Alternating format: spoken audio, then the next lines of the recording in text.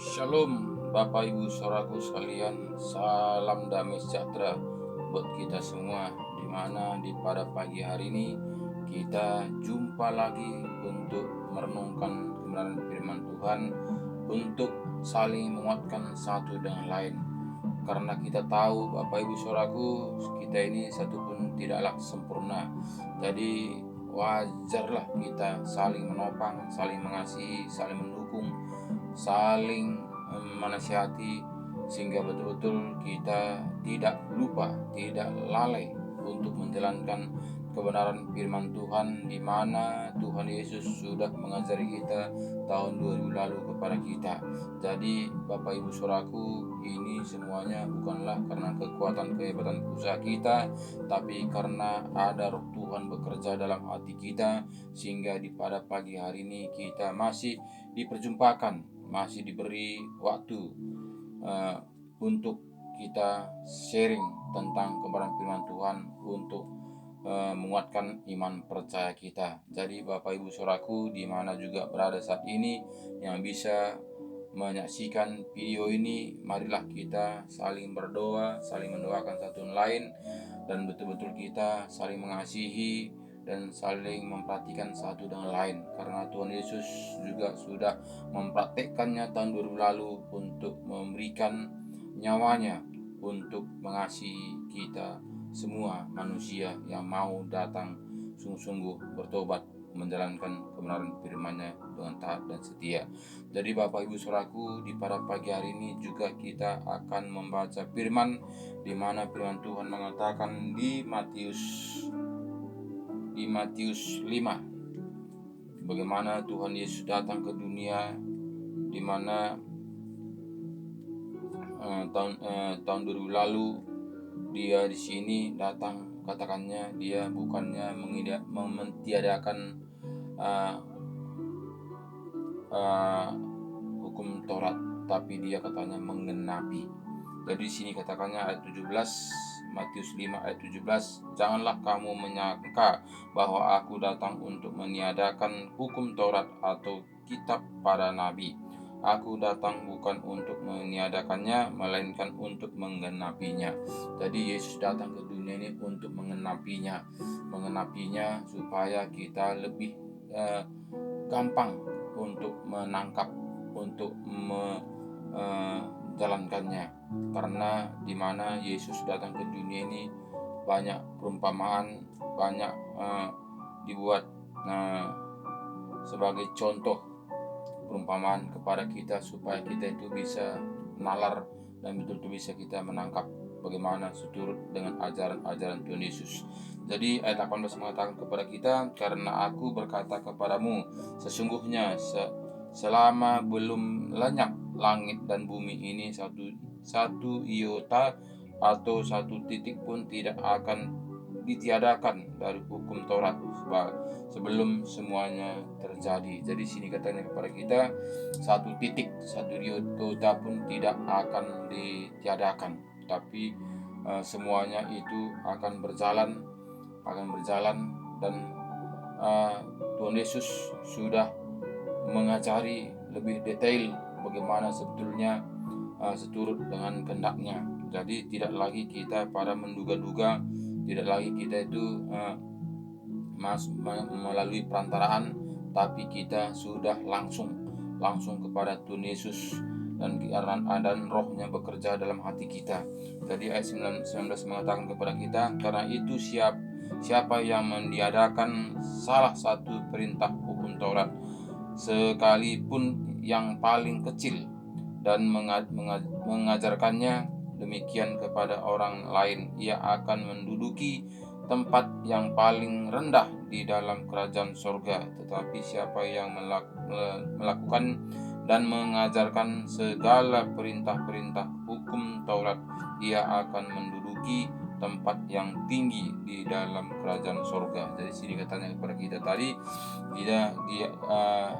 di sini jelas katanya kepada kita yang mengajarkan bagaimana Yesus sudah mengajarkan kepada kita tahun 2000 lalu. Karena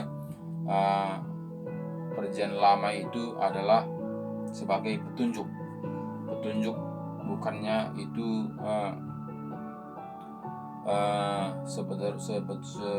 sebelum kita mengerti bahwa kebenaran firman Tuhan ini, di situ dulu kita masih melalui perantaraan nabi-nabi. Tapi ketika Yesus datang ke dunia ini, kita sudah langsung untuk berhubungan dengan Tuhan. Bahkan saat ini kita bahwa kita mengerti bahwa saat ini sudah dikaruniakan kepada kita, diturunkan ke dunia ini Roh Kudus untuk membimbing, menuntun, menyertai kita.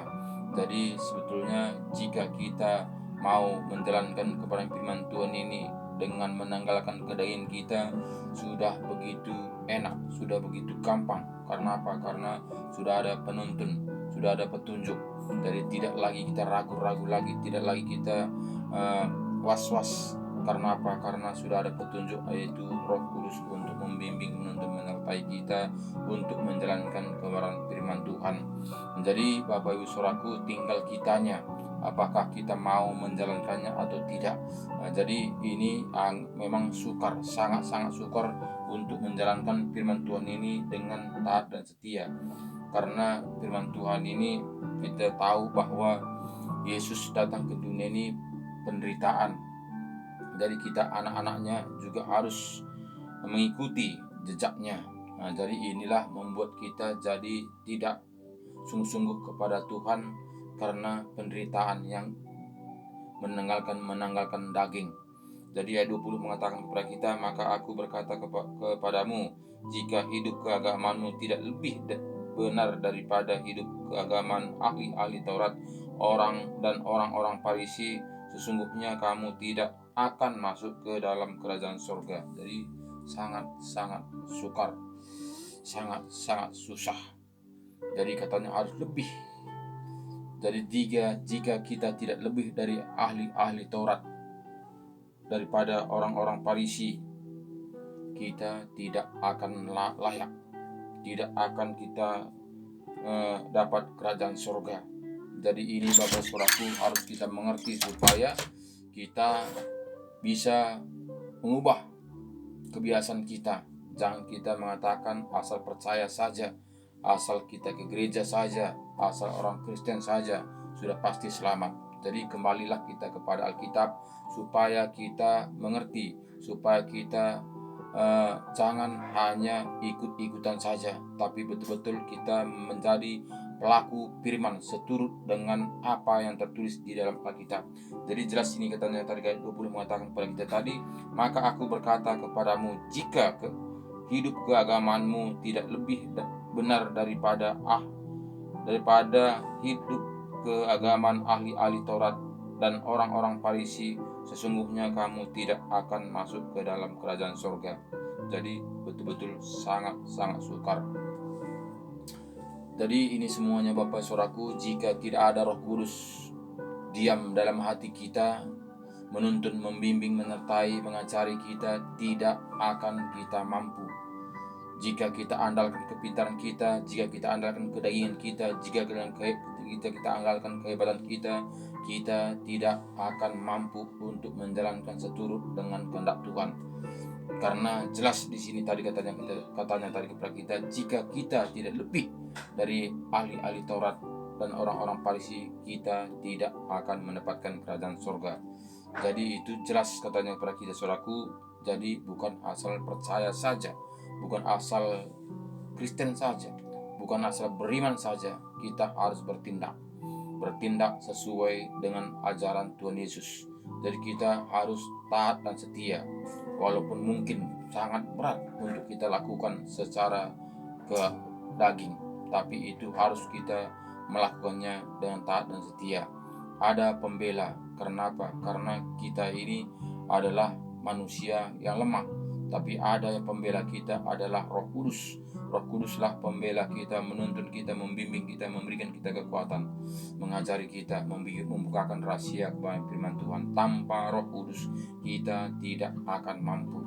Bagaimanapun kita hebatnya, bagaimanapun kita kuatnya, bagaimanapun kita gigihnya, kita tidak akan mampu. Nggak bisa kita mengubahkan manusia.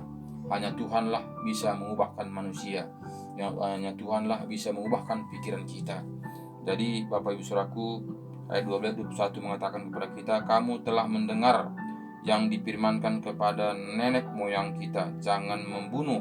Siapa yang membunuh harus dihukum. Tetapi aku berkata kepadamu, setiap orang yang marah terhadap saudaranya harus dihukum. Siapa yang berkata kepada saudaranya kafir harus dihadapkan ke Mahkamah Agung, dan siapa yang berkata jahil harus diserahkan ke dalam neraka yang menyala-nyala. Bayangkan Bapak Ibu Saudaraku, kadang-kadang kita tidak sadar bahwa kita ini siapa kita ini Bapak Ibu Saudaraku. Bahkan kita saat ini kita melihat sama saudaranya saja banyak perang, banyak bertengkar. Apalagi seperti firman Tuhan mengatakan, tetapi aku berkata kepadamu, setiap orang yang marah terhadap saudaranya harus dihukum.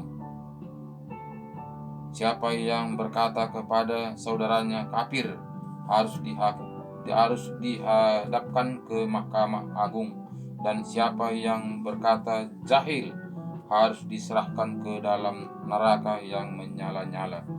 Jadi ini harus kita sadari, saudaraku, kita tahu siapa kita. Makanya Bapak Saudaraku, kita dianggap dunia ini, kita ini orang bodoh. Kenapa? Karena kita penuh kesabaran. Mungkin kita ditokoh-tokohi, mungkin kita dibodoh-bodohi, mungkin kita dicaci, mungkin kita dicela, mungkin kita dikata-katai, mungkin kita diolok, tapi kita tidak mengambil balasan. Kenapa kita? Apakah kita tidak berani? Tapi bukanlah itu tujuannya. Tapi tujuannya karena kita sudah mengenal diri kita. Bahkan sudah ada Roh Kudus untuk berkata-kata dalam hati kita, sehingga kita sanggup untuk menahan diri supaya kita tidak sama seperti dia, sehingga kita bisa menjalankan seturut dengan kehendak Tuhan. Jika tidak ada Roh Kudus dalam hati kita, pasti kita tidak akan mampu. Apalagi ditokok-tokohi orang, apalagi diejek-ejek orang, apalagi dipitnah orang, pasti daging ini pasti bunyi. Jadi ini semuanya Bapak Saudaraku tidaklah gampang menjalankannya seturut dengan kehendak Tuhan. Ayat 23 katakannya kepada kita, sebab itu jika engkau mempersembahkan persembahanmu di atas mezbah, dan engkau teringat akan sesuatu yang ada dalam hati saudaramu terhadap engkau, tinggalkanlah persembahanmu di depan mezbah itu dan pergilah berdamai dahulu dengan saudaramu, lalu kembali untuk mempersembahkan persembahanmu itu. Jadi Bapak Saudaraku, bayangkan Tuhan mengatakan, jika ada masih kita ingat kita belum berdamai dengan saudara kita, pergilah untuk berdamai dahulu. Kalau enggak, karena sia-sia persembahan kita itu, sia-sia doa kita itu, sia-sia ibadah kita itu. Jadi kadang-kadang kita menganggap ini, saudaraku, kita egois, kita mentinggal sendiri. Ya, biarlah mereka, terserah dialah, urusan dialah, yang penting aku. Kita sering mengatakan seperti itu. Dari itu Bapak Saudaraku, kita harus menjadi contoh, kita harus menjadi terang, kita harus menjadi berkat. Jadi kita ini, saudaraku, harus kita mengerti siapa kita. Jadi kita tidaklah sama seperti dunia ini. Jadi kita tampil beda. Jika kita tidak tampil beda, kita tidak akan layak untuk mendapatkan kerajaan surga itu. Walaupun kita kadang mengatakan sangat gampang mendapatkan kerajaan surga itu, asal percaya saja kita selamat. Bahkan juga mengatakan asal Kristen saja kamu sudah selamat, akan asal beriman saja kamu sudah selamat. Itu maka perkataan manusia, bukannya perkataan firman Tuhan. Bukannya firman kebenaran, tapi itu hanya meningginkan hati kita, meningginkan hati manusia. Itu hanya kata-kata penghiburan, bukannya kata-kata kebenaran, bukannya firman kebenaran. Jika kita mau melakukan firman kebenaran, mari kita buka Alkitab yang tertulis di Alkitab, di mana Yesus sudah mengajari kita, di mana Yesus sudah menerangkan kepada kita, di mana Yesus sudah memberikan perumpamaan-perumpamaan buat kita, supaya kita memahaminya, supaya kita mengerti. Jadi Bapak Saudaraku, mari kembali kepada Alkitab.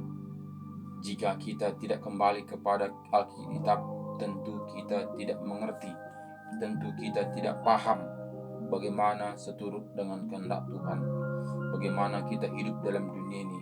Itu pasti kita tidak akan mendapatkan kerajaan surga. Karena apa? Karena setan itu sangat-sangat licik untuk menggoda kita, untuk membelotkan kita, untuk mengkelabui kita. Jadi waspada, sangat-sangat waspada kita Bapak Saudaraku, jika kita mau datang kepada Tuhan Yesus, jika kita memang mau betul-betul mau mendapatkan kerajaan surga itu. Harus kita waspada, karena setan tidak tinggal diam. Setan tidak tinggal diam, karena dia sudah di dunia ini untuk untuk menuntun, mengotori, membelotkan kita, meninabobokan kita, supaya kita ini aman, nyaman, tenang untuk menjalankan seturut dengan kehendaknya, supaya kita ini nyaman dapat untuk dibakar bersama-sama dengan dia. Itulah rencana tujuan iblis di dunia ini Bapak Saudaraku. Makanya kita melihat saat ini Bapak Saudaraku, jika kita cerita tentang kebenaran firman Tuhan, tidaklah seberapa manusia mau menanggapinya. Bahkan dia mengatakan kita sudah begini.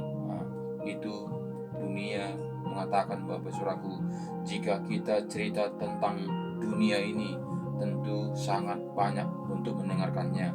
Jadi bisa kita praktekkan. Saya punya Facebook saya bagi firman Tuhan ini, hanya berapa orang yang like, hanya berapa orang aja yang membacanya. Padahal saya berteman di Facebook itu 5.000 orang, belum lagi di grup. Jadi bahkan juga di WA saya itu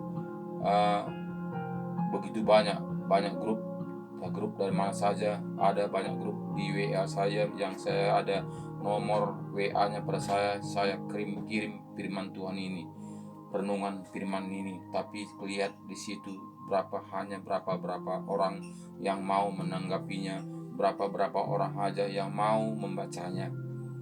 Jadi itulah tanda-tandanya Bapak Saudaraku, tanda-tanda akhir zaman. Tidaklah seberapa manusia yang ingin untuk menyelidiki dirinya. Tidaklah seberapa manusia ingin cerita tentang kebenaran firman Tuhan. Tidaklah seberapa ingin manusia saat ini mendengarkan cerita tentang kebenaran kebenaran ini Bapak Saudaraku. Lebih banyak orang mau cerita-cerita humor, lebih banyak orang mau cerita-cerita lawak, lebih banyak orang mau cerita-cerita yang aturan dunia ini Saudaraku. Tapi kita cerita tentang kebenaran firman Tuhan, hanya berapa persen saja yang mau taat dan setia. Jadi itulah Bapak Saudaraku, liciknya setan itu menokohi, mengibuli manusia supaya kita tidak membacanya, tidak melakukannya, tidak menaati firman Tuhan Bapak Saudaraku. Tapi namun pun begitu Bapak Saudaraku, saya tetap maju terus sampai Tuhan Yesus datang. Karena itulah visi saya Saudaraku, bukan karena kekuatan saya, bukan karena kehebatan saya, bukan karena usaha saya, tapi karena Yesus sudah menaruh hatinya kepada saya. Bahkan saya sudah dipilih, bahkan saya sudah diangkat, bahkan saya sudah disembuhkan dari penyakit Bapak Saudaraku. Sehingga itu saya sudah bernazar pada Tuhan, jika saya sembuh, saya akan melayani Tuhan semampu saya. Jadi itulah itulah Bapak Ibu Saudaraku, sehingga sampai saat ini juga saya masih eksis untuk menjalankan kebenaran firman Tuhan, walaupun teman-teman Bapak Ibu Saudaraku tidak menanggapinya. Itu bukanlah jadi masalah bagi saya, tapi itu semuanya sebagai tugas kewajiban saya sebagai anak-anak Tuhan. Jadi itulah yang saya lakukan Bapak Saudaraku. Saya tidak punya uang untuk membagi-bagikannya kepada Bapak Ibu Saudaraku semua, tapi apa yang ada pada saya hanya adalah firman kebenaran, firman keselamatan jiwa kita Bapak Saudaraku. Sebetulnya jika kita merenungkannya, jika kita mengerti tentang kebenaran firman Tuhan ini Saudaraku, tentu yang paling berharga itu adalah keselamatan jiwa kita, bukanlah hanya uang Saudaraku.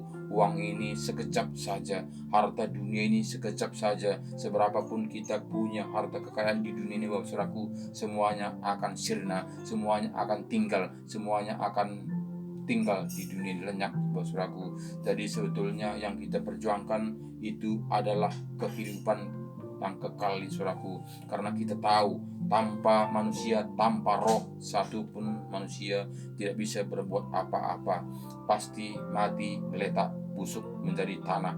Tapi kenapa kita tidak memperdulikan gimana tentang roh kita ini Saudaraku, yang ditaruh Tuhan kepada kita ini Saudaraku. Inilah yang paling berharga, inilah perjuangan kita, sehingga kita mau untuk melakukan kebenaran firman Tuhan ini Saudaraku, karena Tuhan sudah menaruh rohnya ke dalam tubuh kita. Itulah yang membuat kita bisa berbicara, bisa jumpa tatapan muka di pada pagi hari ini untuk sharing tentang kebenaran firman Tuhan Bapak Saudaraku. Jika tidak ada lagi roh ini Saudaraku, tidak bisa berbuat apa-apa lagi, tidak bisa kita bertatap muka lagi Saudaraku. Tapi ini satu kesempatan, Tuhan masih memberikannya kesempatan buat kita Saudaraku. Jadi mari Bapak Ibu Saudaraku sekalian, jangan sia-siakan kesempatan yang berikan Tuhan kepada kita untuk memperjuangkan roh kita ini Saudaraku. Kita pasti akan berangkat, roh kita ini pasti berangkat Saudaraku, tubuh kita ini pasti kita tinggalkan Saudaraku. Berapapun kita hebatnya, berapapun kita gantengnya, berapapun kita cantiknya Saudaraku, ini akan tinggal Saudaraku. Ini hanya pinjam saja, untuk sementara saja. Ketika kita masih hidup di dalam dunia ini, kita pinjam tubuh kita ini Saudaraku. Ketika nanti roh kita ini dipanggil Tuhan, tubuh kita ini akan ditinggalkan Saudaraku. Jadi perjuangan kita itu adalah tentang roh. Makanya berbicara kita adalah tentang roh. Makanya kemarin itu kita berbicara tentang roh atau dunia. Nah, jadi ini Saudaraku, jika kita tidak kembali kepada Alkitab, kita tidak akan mengerti, kita tidak akan paham bagaimana seturut dengan kehendak Tuhan. Jadi Bapak Ibu Saudaraku,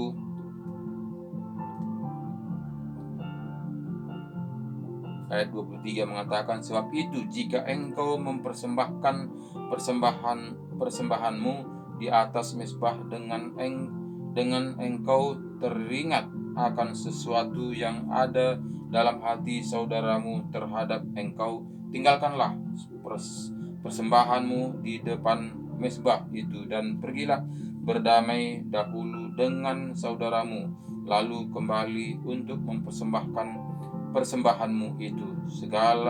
Segeralah berdamai dengan lawanmu selama engkau bersama-sama dengan dia di tengah jalan, supaya lawanmu itu jangan menyerahkan engkau kepada hakim, dan hakim itu menyerahkan engkau kepada pembantunya, dan engkau dilemparkan ke dalam penjara. Aku berkata kepadamu, sesungguhnya engkau tidak akan keluar dari sana sebelum engkau membayar hutang-hutang sampai lunas. Kamu telah mendengar firman, jangan berzina. Tetapi aku berkata kepadamu, setiap orang yang memandang perempuan serta menginginkannya sudah berzina dengan dia di dalam hatinya. Jadi ini tadi kita melihat Bapak Saudaraku, kita sangat sukar, karena segala penjuru adalah dosa. Kita melihat tadi tentang penglihatan kita saja, memandang perempuan saja, jika kita menginginkannya saja sudah berzina, sudah berbuat dosa. Jadi bagaimana kita ini saudaraku, kita mengatakan asal percaya saja masuk surga, asal Kristen saja sudah masuk ke surga, asal beriman saja sudah masuk surga. Jadi itu apakah benar Bapak Saudaraku, jika kita kembali kepada Alkitab mengatakannya sangat tolak belakang. Jadi manakah ini benar Saudaraku, jika saya bertanya kepada Bapak Ibu Saudaraku sekalian. Jadi ini semua Bapak Ibu Saudaraku, saya bukan menambah-nambahinya, bukan mengada-ngadai, karena firman Tuhan mengatakan jangan ditambah-tambahi, jangan dikurang-kurangi. Itu firman Tuhan mengatakan. Jadi ini semua saudaraku yang saya ceritakan kepada Bapak Ibu saudaraku, semuanya adalah kebenaran firman Tuhan yang tertulis di dalam Alkitab, di mana Yesus sudah menulisnya tahun 2000 lalu. Jadi saya bawa firman bukanlah dari perjanjian lama, karena jika kita berbicara dari perjanjian lama, rasul-rasul bahkan kerajaan-kerajaan itu sangat banyak prosesnya, sangat banyak waktu, memakan waktu. Ini sudah akhir zaman. Jadi yang penting Bapak Ibu sekarang ini apa yang diperintahkan Tuhan Yesus, itu yang penting Bapak Ibu saat ini yang kita taati dan tekuni. Jadi jika kita mau kembali kepada firman Tuhan, kita tekuni saja perintah Tuhan Yesus, kita sudah selamat. Karena apa? Karena dialah jalan satu-satunya, satu pun tidak sampai kepada Bapa kalau tidak melalui Yesus. Jadi itu semua Bapak Saudaraku, bukanlah kita membawa kita Musa, bukanlah Nabi Musa yang membawa kita ke surga, bukanlah Nabi Abraham yang membawa kita ke surga, bukanlah Nabi Nuh yang membawa kita ke surga, bukanlah Adam dan Hawa membawa kita ke surga. Tapi di sini kita melihat Bapak Saudaraku, akulah jalan, satu pun tidak sampai kepada Bapa kalau tidak melalui aku. Itulah kata Yesus kepada kita. Jadi ngapain kita mesti banyak buang-buang waktu Bapak Saudaraku? Mari kembali kepada ajaran Tuhan Yesus supaya kita bisa melakukannya taat dan setia. Apalah gunanya kita bisa membaca Alkitab dari Kejadian sampai Wahyu, bolak-balik tapi kita tidak melakukannya, itu nol. Itu kita tidak akan mendapatkan bagaimana sebetulnya diajarkan Tuhan Yesus. Kita tidak akan mendapatkan kerajaan surga itu saudaraku, jika kita hanya membaca-bacanya saja tapi kita tidak mau melakukannya. Kita hanya mengerti bagaimana ceritanya, bagaimana cerita tentang Adam. Kita bisa mengerti cerita tentang Musa, kita bisa cerita tentang Nuh, kita bisa cerita dengan nabi-nabi sebelum Yesus. Apalah itu artinya saudaraku, jika kita tidak mau menjadi pelaku firman Tuhan. Jadi Bapak Ibu saudaraku, mari kembali kepada firman Tuhan. Yang kita lakukan ini adalah seturut dengan kehendak Tuhan Yesus, apa diajarkannya kepada kita, supaya kita ini betul-betul bisa terbina, bisa kita menjadi pelaku taat dan setia Bapak Saudaraku. Jadi Bapak Saudaraku, bukanlah segampang apa kata manusia Bapak Saudaraku mendapatkan kerajaan surga itu. Tidak Bapak Saudaraku, memang manusia mengatakan Yesus sudah disalib di kayu salib, darahnya ada tercurah untuk menebus dosa-dosa umat manusia. Memang betul Bapak Saudaraku, tapi bukan hanya sekedar itu saja. Bukan hanya Yesus disalib di kayu salib saja. Ketika kita menerima Yesus menjadi selamat pribadi kita, kita sudah selamat. Belum tentu jika kita situ menerima Tuhan Yesus menjadi juru selamat pribadi kita, di situ kita dipanggil, ya mungkin samalah seperti Yesus di kayu salib, di mana kawannya yang sebelah kanan, di situ dia disalibkan, di situ dia bersama-sama dengan Tuhan Yesus. Tapi kita masih ada proses. Ketika kita datang pada Tuhan Yesus, menerima Yesus menjadi juru selamat pribadi kita, kita terima, kita lahir baru, kita sudah dikuburkan, kita bangkit, tapi masih ada proses karena kita masih hidup. Jika kita menerima Tuhan Yesus umur kita 50, jika kita mati 60, dan 10 tahun itu proses apa yang kita lakukan dalam 10 tahun itu. Jadi tidaklah sama seperti apa yang diperkatakan manusia jika kita kembali kepada Alkitab. Makanya Bapak Saudaraku, kembalilah kepada Alkitab, undang Roh Kudus masuk dalam hati kita, supaya Roh Kudus itulah menerangi, membukakan rahasia kepada firman Tuhan, supaya kita jangan dibola-bolakan dunia ini, supaya kita jangan asal percaya saja kamu pasti selamat. Jika kita kembali kepada Alkitab, itu tidak mengatakan demikian, Bapak Saudaraku. Makanya kita harus kembali kepada Alkitab, karena itulah originalnya. Karena jika kita kembali kepada Alkitab, kepada manusia, tentulah manusia itu mengatakan apa menurut pengertiannya. Tentulah manusia itu mengatakan seturut dengan kehendaknya, tapi bukan dengan kehendak Tuhan. Jadi itulah Bapak Saudaraku, marilah kita melakukan seturut dengan kehendak Tuhan, bukannya seturut dengan kehendak manusia. Jadi jika kita mau melakukan seturut dengan kehendak manusia, tentu kita tidak mendapatkan kerajaan surga, karena jelas firman Tuhan mengatakan tadi, jika kamu tidak lebih daripada ahli-ahli Taurat dan nabi dan ahli-ahli Taurat, orang-orang Farisi, kamu tidak layak, tidak mendapatkan kerajaan surga, katanya Bapak Saudaraku. Jadi harus lebih. Jadi tidak gampang. Sedangkan seperti ahli Taurat saja pun kita tidak mampu. Bagaimana ahli Taurat menghafal Alkitab ini? Itu saja katanya tidak layak.